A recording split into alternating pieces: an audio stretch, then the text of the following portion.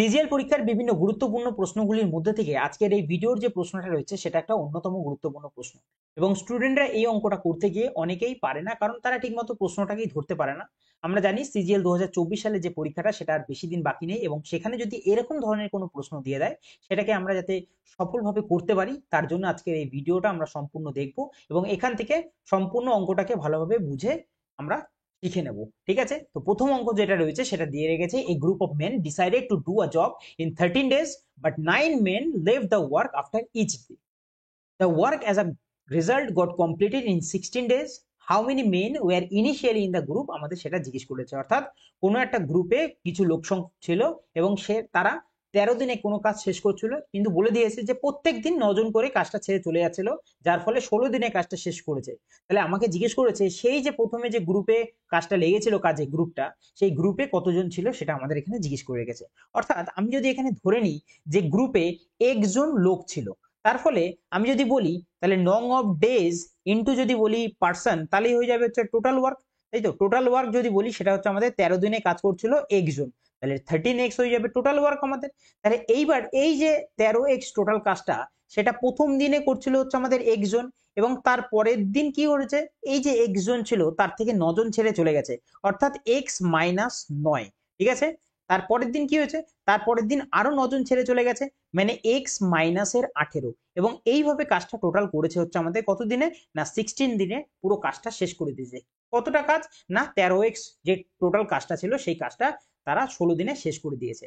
আচ্ছা, এখানে একটা জিনিস আমি দেখতে পাচ্ছি, প্রথম দিনে একজন ছিল, তারপরের দিনে হচ্ছে 9 জন কমে গেল। ঠিক আছে, এবং তারপরের দিন দেখছি আরো 9 জন কমে যাচ্ছে, এরকম করে প্রত্যেক দিন 9 জন কমছে। অর্থাৎ আমি কি দেখছি, একটা একটা কমন ডিজিট চলে আসছে গ্যাপের, তাই তো, কমন ডিফারেন্স চলে আসছে। তাহলে এইরকম যদি চলে আসে আমরা একটা জিনিস এখানে প্রয়োগ করব, সেটা হচ্ছে আমাদের এপি, অর্থাৎ অ্যারিথমেটিক প্রোগ্রেশনের যে রুলটা সেটা আমরা এখানে ব্যবহার করব।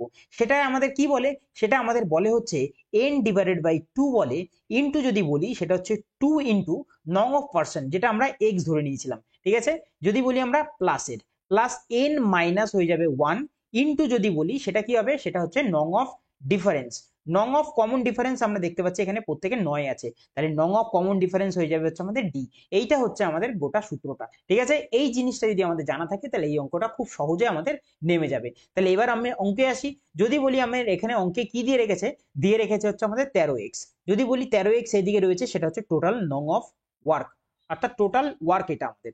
এবার যদি বলি এই জিনিসটা, এই সূত্রটা যদি এখানে প্রয়োগ করি, এন আমরা পেয়েছি কত, এন মানে হচ্ছে নং অফ ডেজ, যেটা বলেছে 16 দিনে কাজটা শেষ করে দিচ্ছে, তাহলে 16 ডিভাইডেড বাই হয়ে যাবে হচ্ছে আমাদের 2। ঠিক আছে, ব্র্যাকেটের ভিতরে 2 ইন্টু নং অফ পার্সন আমরা এক্স ধরেছিলাম, তাই এক্স এখানে লিখে নিলাম। ঠিক আছে, এবার যদি বলি প্লাসের, প্লাসের কি আছে n-1, n-1 কত বলেছি এখানে 16, n হচ্ছে 16, মাইনাসের যদি বলি 1 হবে। আর কমন ডিফারেন্স এখানে দেখতে পাচ্ছি প্রত্যেকটায় -9 রয়েছে, অর্থাৎ -9 কি হয়ে গেল হচ্ছে আমাদের কমন ডিফারেন্স। এবার পরের লাইনে আসি আমরা, যদি বলি টোটাল ওয়ার্ক আমরা পেয়েছি কত 13x পেয়েছি।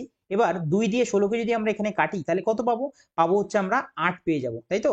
আচ্ছা, তার আগেও এই লাইনটা আমি তোমাদেরকে ভালোভাবে বুঝিনি, এখানে 16/2 রইলো, এদিকে রইলো হচ্ছে আমাদের 2x। আচ্ছা, এদিক থেকে আমরা 16 থেকে যদি 1 বিয়োগ করি তাহলে থাকে হচ্ছে আমাদের 15, প্লাসের 15 থাকে, আর এদিকে একটা মাইনাস ছিল, তাহলে এই মাইনাস আর প্লাসে হয়ে যাবে হচ্ছে আমাদের -15 ইন্টু 9 এদিকে পড়ে থাকবে। ঠিক আছে, এইবার আমরা পরের লাইনে যাব, এদিকে রয়েছে হচ্ছে আমাদের 13x ইকুয়াল টু যদি বলি এই 2 দিয়ে এই 2 যদি কেটে যায় তাহলে পড়ে থাকবে হচ্ছে আমাদের 16x পড়ে থাকবে। ঠিক আছে, এদিক থেকে পড়ে থাকবে 16x, বুঝতে পারলে জিনিসটা, 16/2 দিয়ে যদি আমরা 2x কে প্রথমে গুণ করব, 2 দিয়ে 2 কেটে গেল, পড়ে থাকবে শুধু 16, আর এদিকে x পড়ে থাকবে মাইনাসের, মাইনাস কি পড়ে থাকবে, এদিকে 2 দিয়ে 15কে আর 9কে দুটোকেই কিছু কাটা যায় না, কিন্তু 2 দিয়ে 16কে কাটতে পারি, 2 দিয়ে 16কে যদি কাটি তাহলে 8 বারে কেটে দেবো, তাহলে এখানে পড়ে থাকবে 8 ইন্টু থাকবে হচ্ছে আমাদের 15 ইন্টু থাকবে হচ্ছে আমাদের 9। এই জিনিসটা আমাদের এই পাশে পড়ে রইল। ঠিক আছে, এবার আমরা কি করি, আমরা x এর সাথে x কে যোগ বিয়োগ করব।